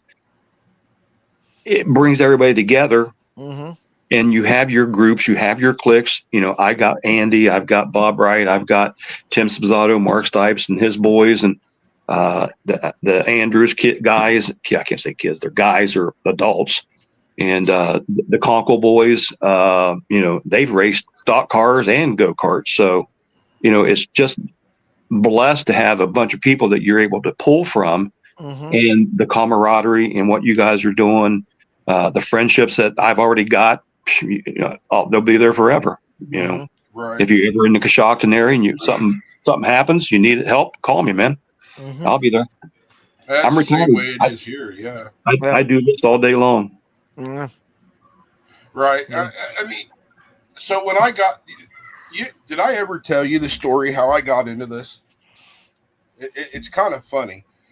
So Trevor, years ago, he was younger. We have an acquaintance that knew a guy that ran karts down at 35 Raceway, and he went down there and he raced. And he did pretty good, and then we kind of got out of it. He did kind of. The monies wasn't there to support it. You know what I mean? I had 2 boys and a daughter, and then he went out on his own when he became an adult and out of school, and he got an old, I think that thing is called a Banshee or something, but he bought this thing and he went to Little Muskie, and then he called and he says, "Hey man, I want to go to this track called Jug." And I said, "Okay." I said, "I don't know, man, if I really want to go." He ended up taking me anyhow. And we go out there, and we're there, and we don't know jack crap about kart racing, man. I couldn't tell you anything was on a kart at the time. And we ran into Ben, and when we ran into Ben was like, "Where's yours?" And I was like, "I don't have one, man." And he was like, "Well, man, I got one sitting outside in the backyard." He goes, "Be here next week." And I was like, "Nah, man, I can't do that, And he was like, "Yep, just make sure your ass is here next week." So I was like, I'll drive it for you, but I'm not going to, you know what I mean? And so I show up next week, and this dude has a body on it, tires on it, a motor on it. He's like, "There you go, and this is the class you're running." And I was like, "Okay." So I run it and stuff, and I pushed the cart back over at the end of the day. He's like, "What the hell are you doing?" And I was like, "Yeah, man, I'm giving it back to you." He goes, "Oh, no, take that shit home." That's how I got into this. It was all because of Ben. Yeah, that was all because of Ben. If it was not for Ben, I would not have been in it, man. I'd have never done it. I would have just supported Trevor, and I would have never started racing. First day at Jug Run for myself. I'm there with Andy and everybody. We're all sitting a good time, and Ben comes over and says, "Oh," introduced himself to me, and I shook his hand and everything. And what do you do? What do you do for a living? Blah blah. Told him firefighter, EMS, blah blah blah. He says, well, he says, I'll tell you what you do. He says, you line up behind me. He says, and just follow me. I'll put you right up in front. Okay. So we got on the first track. He takes off, and I'm like, what the hell? Where the hell did he go? Where'd he go? Where the hell did this dude go? So we come back in, and it was hot laps. So we come back out and started to do the heat race. And I walked to my trailer, and I got about a 10-foot piece of rope, and I had it over my shoulder. And he says, "What's that for?" I says, "The next time I'm going to tie it to your bumper and my bumper." You said, "Follow you." I couldn't keep up with him. He goes, "Well, you can't do that." Dude, he just laughed. Yeah, he's god awful fast. I mean, just down, out, right out, nasty fast. Him, yeah. I mean, there's other guys. There, but I don't know what that dude does. Like, he is literally the mad scientist. I call him the mad scientist because, man, he's like Andy Becker. You know what I mean? And the dude's fast. He told me the same thing. Oh, the first race out there, just stick right behind me. I'll go to the tail. We'll take the tail. And I was like, okay. I was like you. The green flag dropped, and I'm like, this dude is on the backstretch already. I'm not even out of turn one. Andy's wife, Shelly, has an uncle. His name's Bill. I can't think of Bill's last name, but he was with us at the Halloween Havoc. Yeah, older guy. I remember him. Yep, I remember okay. him. Yep. Watch him drive. Yeah. That's it. Yep. And he's within 2 laps, he's on the lead lap. He's leading everybody. He has no wasted effort. I mean, I'm in the cart and I'm doing this and doing that. Right. That's all. And then he's just, he could have a cigarette, a thing of coffee, and a Lunchable eating as he's driving. No wasted motion, just effortlessly. And it's like, how do you learn that? Mm-hmm. Dude, I've asked that same question to numerous guys because I not only been, but I've talked to Ron Real and all those guys, man. And how do you do it? Yeah, it's just I've asked Brian. I've talked to Brian please explain to me what I'm doing wrong. He's like, it's just your style, man. This is what he tells me. I'm like, okay, that tells me a whole lot. Thanks, bud. There's another of the old guys that comes up to Jug and Run a lot. I can't think of his name right now. I'm pulling a blank. An older guy, and we joked about we're the 2 dinosaurs that's racing up there. Oh, you talking about Don Bolin? Don, that's it. I couldn't think of his name. I'm sorry, Don, if you're here. I just couldn't, but he is just, I watched him, right? He was down at Honda Hills with us. Mm-hmm. And no effort, just smooth, picks a line. And I'm like, I'm running, I'm trying to herd cats with a tank. He's effortlessly. And those are the guys I'm watching. Mm-hmm. And both of you guys are the same way. There's a lot more, but the guys that just do this, cracking the throttle, knowing where and the gearing and the, cart setup, it's impressive. And I'm still learning. Yeah. You know what I mean? I'm going to be honest with you. I don't know half of what these guys know. I'm still 100% learning it, just like you guys are. Mm-hmm. Andy gave me it just drives me crazy. Last winter, when I was redoing my cart, trying to get it all set up, he gave me this book from Karting. It's about a 1/2 inch, 3/4 inch thick. It's a nice sized book, very illustrated, very well. I can't think of the guy's name who wrote it, but it's everything you want to know about karting. Was afraid to ask. It's in there. It's set up, gearing. You know the book I'm talking about? I had one. It might not be the same one, but sure it is. It's paper. It's not a hardbound book, but it's paper cover, it's like a manual. I called it my go-kart Bible. That's what everybody calls it, the Bible. Yeah. Well, Andy gave that to me. He says, read it so that we can learn how to do this. Mm-hmm. Every time I seen Andy after I was reading that book, I'd beat him with it. Because the more you read, Mm-hmm. the more confusing it got. Oh, Right. I made my eyes cross when I first got it. Exactly. And it talks, you're talking gearing and crossovers and weight and or air temperature and air pressure, air. Wait a minute. I just want to go in circles and have fun. Buy a card. It'll be fun, Andy said. Yeah. Yeah. But, those are the things that you can have every bit of knowledge Mm-hmm. and you can have someone set this car up for you. Go over and have Dale Earnhardt Jr. drive it and say, "Yep, that's the fastest car I've ever been in." You jump in it and go around, crash into the Right. first thing. You're absolutely right. Well, I think. Good. No, I was gonna say it's just like either you're able to do it, Mm-hmm. or you're almost able to do it, or you're just in everybody's way. See, I agree because I got that book, and for more or less, I got that book for Adeline, so she can read it. It was one of her things for during the off season of last year. It's a lot of good information, and I did. So I had her study like chapters. So let's break it down into chapters, and then I started getting into it, and I'm like, I want to learn gear ratios. I want to learn why it's important because that's me and my mathematical brain of mine of like I have to figure out why it works. why does this work? So then I did, and I'm like, okay, well, if it makes sense to me, then I can start applying it to the track. That's what I was telling Phil. I was like, I'm trying all these different gears, these different clutches, because the math is there, it's adding up. But then you get on track, that math is no longer adding up. It's doing something completely different than what. So I agree with you. It's just like your eyes cross. That and the brain disconnects. Exactly. Yeah, big time. Yep. There comes a point you just get in the cart and go, Just point go. it this way. Yep, Let's go back the other way. It's a and great hope it works out for you.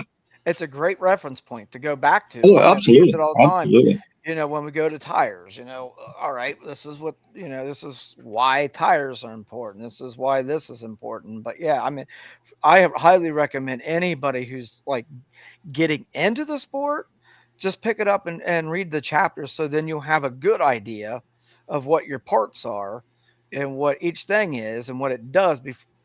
So It's then a if something good does go reference wrong, point. that's It exactly gets you in the ballpark. yes, And it's up to you to find the right seat. exactly. Yeah, you gotta figure out how to fine tune it. Mhm. Yeah. There. I mean, Shane and I have had this conversation numerous times. It's hard. I mean, you got to learn how to read a track 1st. I mean, you know what I mean? And then that's even hard. Like, I don't, like I watch guys go out there and walk the track. And they're like, oh man, this is slick. And I go out there and I'm like, this is perfect. What the hell? I go out and look at the track. I go out and look for parts I can put in my pocket and save them for later. They're probably mine. Give them back. Yeah, I mean, I'm like you, Ken. I just love the brotherhood that we get out of it. Bingo. Absolutely. I mean, the family. I'm like you, man. If you're down in my neck of the woods or you're close, you call me. I'm like, hey, I'm on my way. You know what I mean? I will figure out something. My story is a lot like your guys' story about getting in, but with us showing up and Phil and Trevor jumping to our rescue. Our very, very first day there, and we just showed up with a cart and a wrench. And them guys didn't know us from Adam, and loaning us tires and helping me. I had carburetor issues, and they, without no questions asked, Trevor was out there working on our cart while he should have been working on his. And then he jumps in his cart real quick, goes out there and runs a race, comes back and jumps back on to help me work on Addie's cart. I mean, it's just that's what I like about the group of guys that's there, that they're willing to help you out, and they'll tell you 99% of what they need, what you're doing, but they won't tell you that little 1%. Just like being a martial art instructor, I'm not going to tell you how to beat the instructor, but here's a lot of information you put forward to it. Yeah, It's so funny you say that because, I mean, you know, anybody that knows me at the racetrack, I'm either around Shane or Ben or Mm-hmm. Brokaw or those guys, and that's the same thing. I'm like ask questions, and they're like, they'll give you like that one little percent that I need to beat them, and it's like, no, this is not the whole thing. Like I want it all. Like they're like, got to figure it out, man. That's Mm-hmm. part I of it, left you know. I left your pit one day and was sitting there talking. I think I was talking to Dawn, and we were talking about gearing and everything. And I, out of the peripheral, I hear a guy going like, "Yeah, I'm running a 17 front gear and an 84 in my rear." Holy shit! And it's just like, and then you come back and you look at their car and they're got the little tiny gear in the back like that, and it's like he Yeah. just said that to see, Oh yeah. hey Andy, they're running this. Let's try that. Yeah. No, they're not. Someone's Yeah. just cranking you up, trying to. But and people do that, and we'll give you say, well, I'm running a 12, but maybe it's a 13. I don't know which one. Yeah. Yeah. I got that a They're not lot. going to give you all the secrets. Yeah. And the I thing of run it is, my 40 motor pound may not star handle pressure. it. My motor may not handle that 12 gear as well as it did a 13, and vice versa. Right. You got to Right. find out what finally matches up. What when the suns and the stars and all this other stuff comes together. Mm-hmm. So okay. So I have a question for you. So you're a big teammate with Andy and Tim and Mhm. those guys.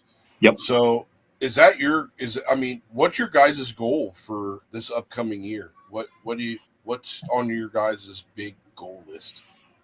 Find a couple new tracks to go out and have a lot of fun at. Mm-hmm. Okay. So you're going to do some traveling? We're gonna do. I think if Honda Hills takes off, and they're not going to run every weekend or every weekend. It's going to be a Saturday race.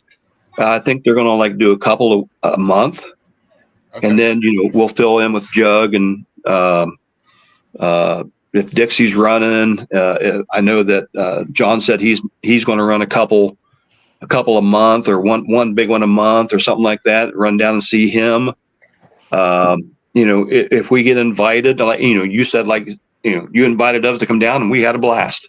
Mm-hmm. And Right. John liked us, and I like John. He's a great guy to be around. He has a lot of knowledge, and he's learning as well as everybody else. And he's really driving a lot of groups of people out there trying to say, "Hey, this is what we're doing. Come and enjoy it." And I like that. Mm-hmm.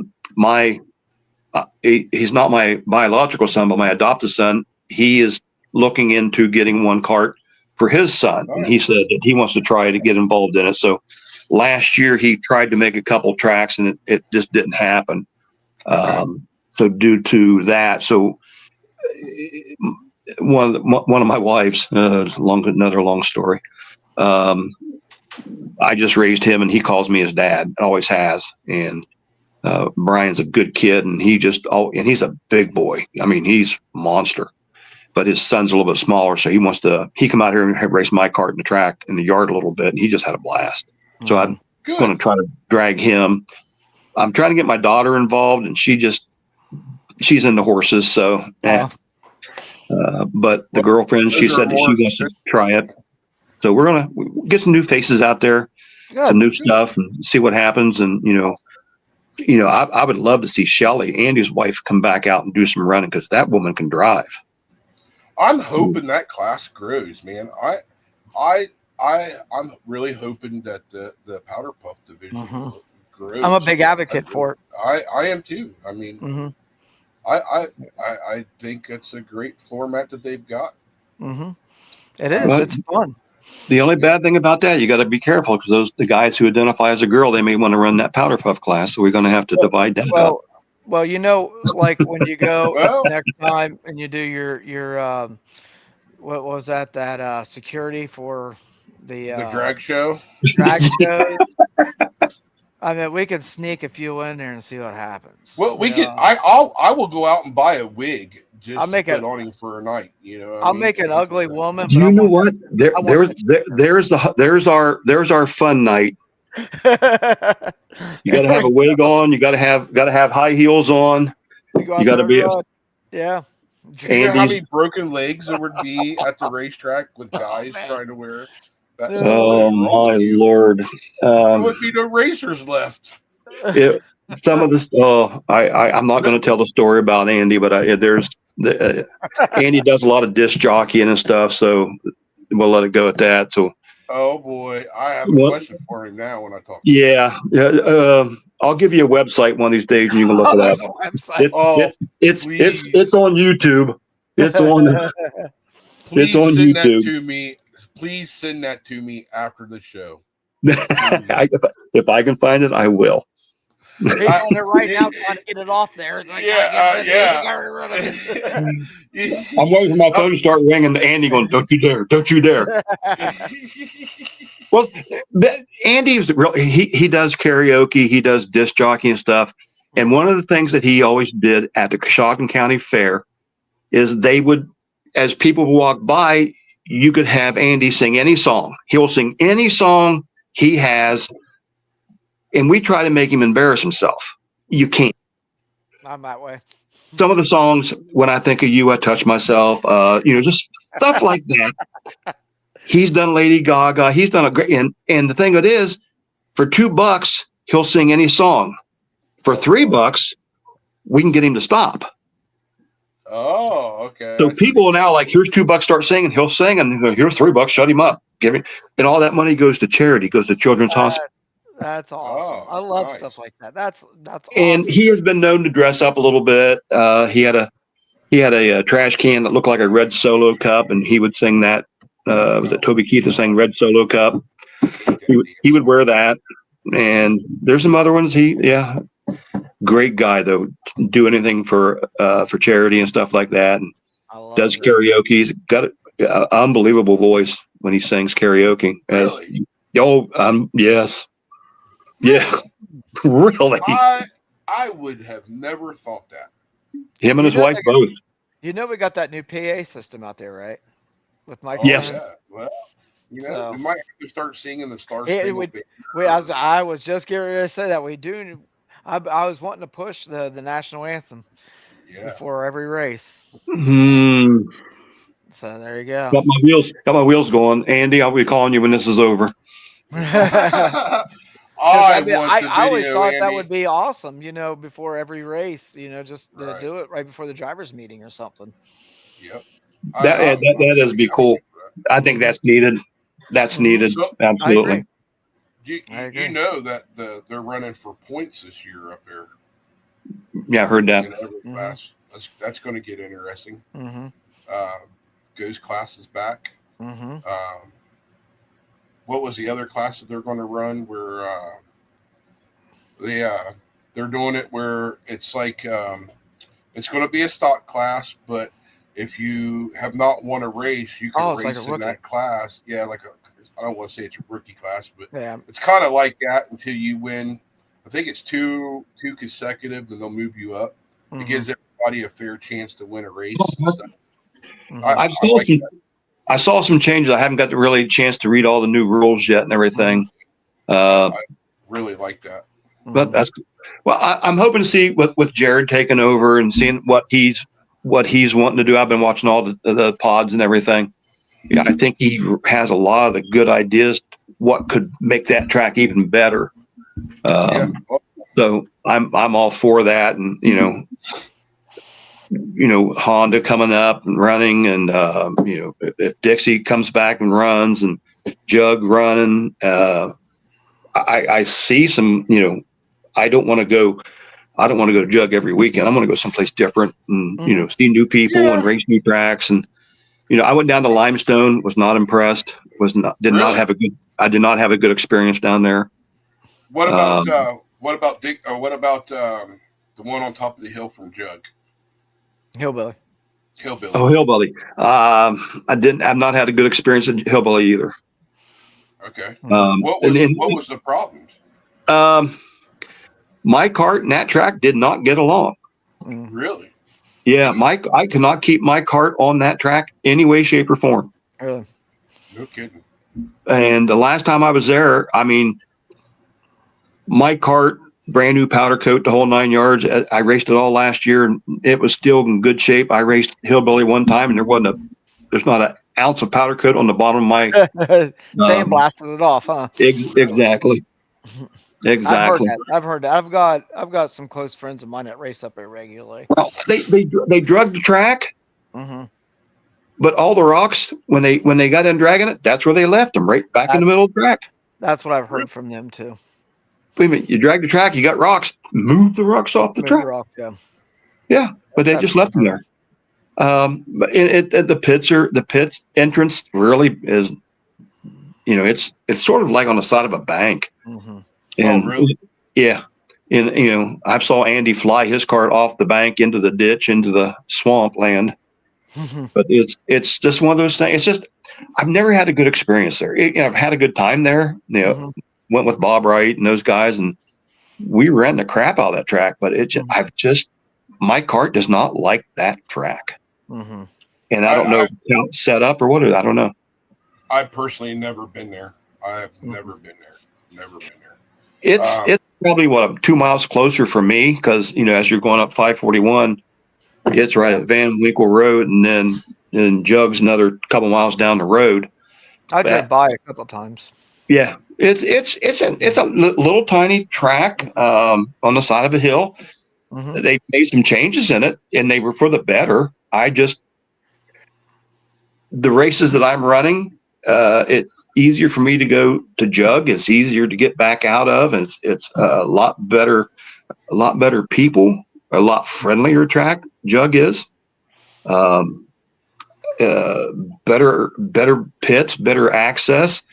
If don't get me wrong, I like the kids being there and everything, but boy, they need to find a different place to play football than in the middle of the pits. Yeah. Gotcha. Yeah. Do you know what the size of Hillbilly is? I don't know what that track size is. I think it's about a tenth. Yeah, it's not a bad size. It just don't have the banking. Like, it has banking on one side of the track. Does it? Well, the whole one side's banked though. That's what I was going to say, because it's on a hill. Really? But, I wouldn't know. Yeah, it's a fun little track. Yeah, it looks like it just doesn't. I mean, it doesn't work for me. I'm not going to say anything bad about it. It just doesn't work for me. I've never had a good experience there. Mm-hmm. And, I've had a lot better experiences at Jug, and I love going down and seeing John. That's a jaunt and a half for us to drive down there, but it's worth it. Yeah. I'm just going to tell you, I think you need to put it on your list for this year, because I know I am. I'm definitely going to CJ. Sometime this year, I'm going to go to CJ. CJ Speedway. Okay. Down. Yeah. I'm definitely going to make it there. I've been talking to them a lot lately. I've looked at their track. It looks freaking fun to drive, man. They race for hot dogs. Yeah, they race. Yeah. That's okay. Now I know who you're talking. Yes. Okay. Yes. Yeah. Jenny dogs. Yes.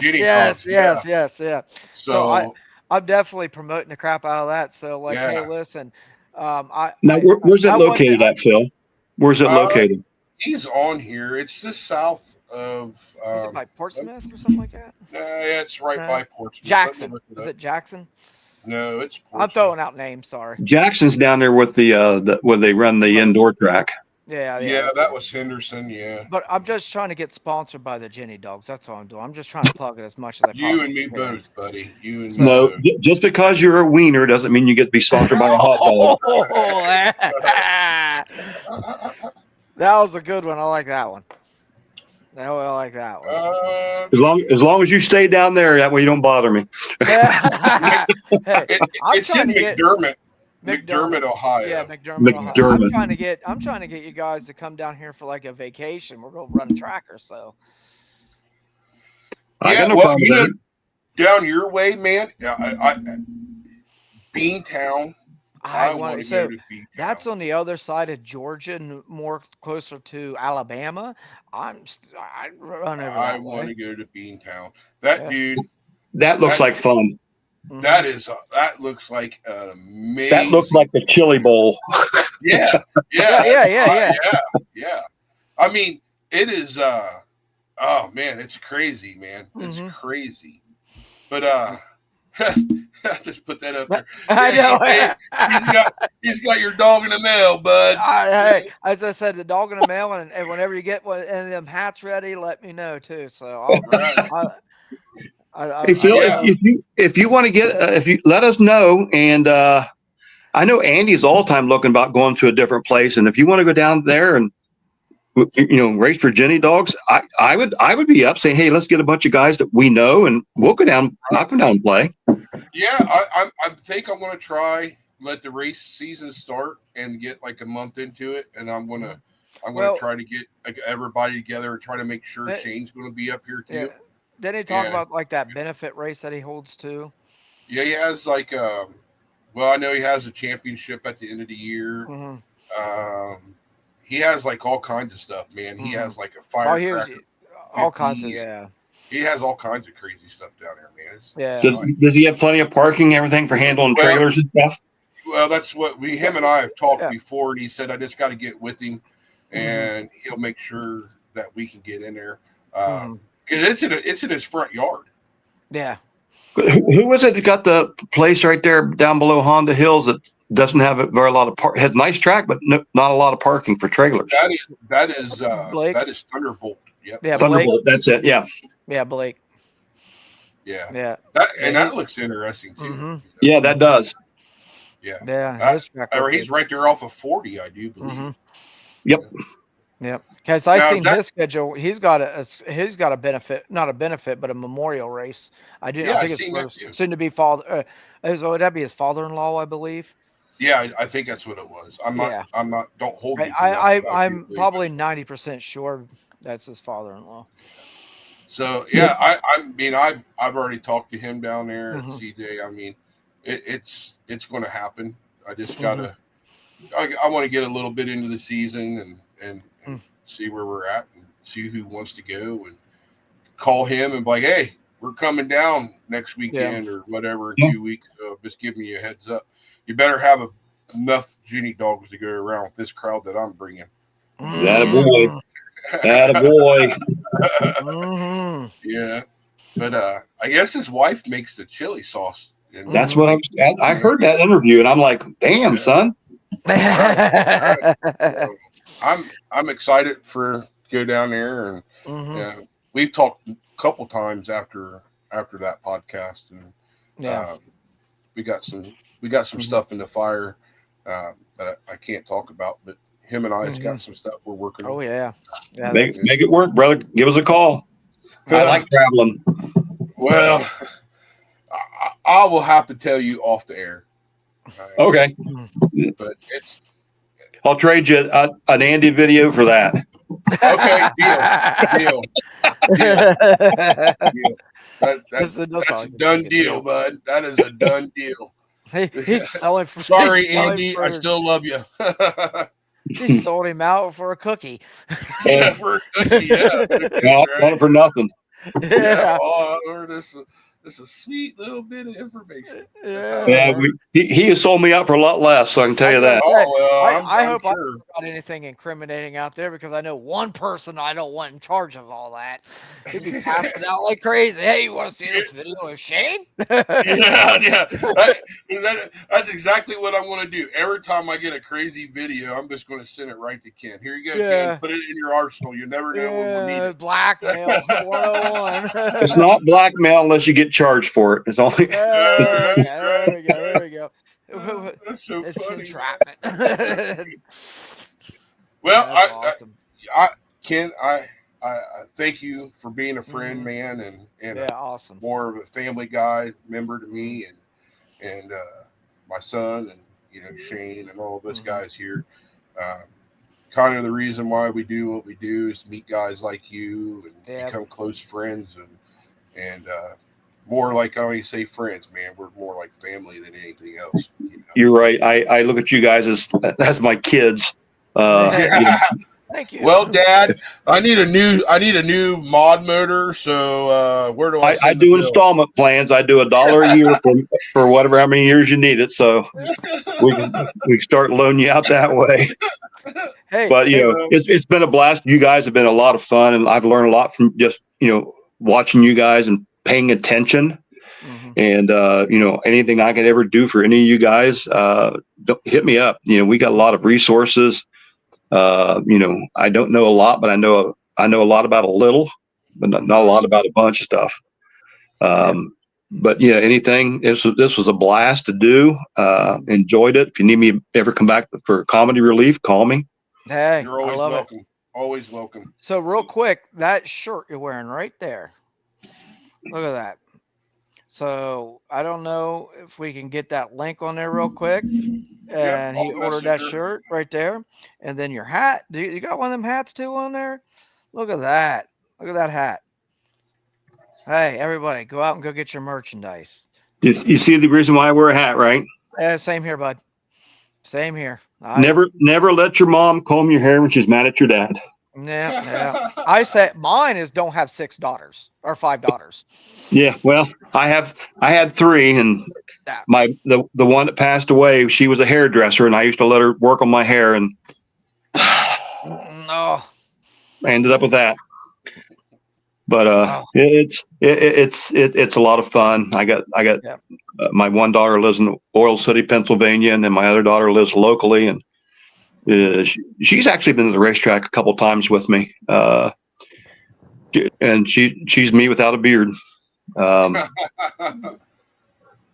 Good kid. I got really good kids, and Brian I adopted more or less as a son, and then I adopted Andy and Shelly, and they're grandkids, and Andy's taken him under the wing, Pickle, and he's running tracks and up and coming little Charger, man. He's doing really good. But I want to thank you all for what you guys do. And there's a lot of out behind the scenes people we can't thank. And I know I've missed a name here or there, but you guys are freaking awesome, and I appreciate y'all. Thank you. We do you. I appreciate you man. too. We wouldn't have a show if it wasn't for guys like you and Ben and CJ Speedway and Andy and all these guys. You need to get Andy on there. You need to get Andy. Well, I'm like Andy back here in the podcast. We're waiting my time because I want him to get his stuff ready. That way, I'll get him on here. He could talk about Honda Hills, and then I can ask him about him wearing a trash can like a solo cup and all that stuff. And hopefully I'll get that video of him, and then I can use it to my advantage. Yeah, it's a hoot. He's a hoot. He's one of the best. He's one of the best guys you can have for a friend, because he'll drop anything to help you out. And I do a lot for him. He'll need, his wife will need to go run to the doctor or whatever, and I'll drop everything I'm doing to help him out. They're just great. I mean, great people. And you guys are the same way. What little bit I've been around all you guys, I'm sure that a phone call will get you up here to help me out in a situation. It's family. It's fun to be around, and the more abuse you want to give me, the more I like it. Same here. Take your best shot, but hope you can take it, because I can dish it out. Yep. Oh yeah. Same here. Oh yeah. Well, you got to have thick skin, like you got to have friends like us. So. Yep. Working law enforcement, fire protection, safety. So you learn to get thick skin real quick. Same with construction. Yep. Or restaurant services. Yep. You work around mechanics and linemen and bore crews and stuff like that, like I do. Yeah, you got to have some thick skin. Fire service, EMS, dealing with trauma and the bleedy stuff, and how I'm sane is beyond me. I appreciate everything you did in the fire world and all that stuff. Man. Thank you. And yes, thank you. Big thank you goes from us to you, keeping everybody safe, especially when we're at the racetrack and all that good stuff, and keeping everything going. But I appreciate it, man, and I just you're always welcome back on the show whenever you want to.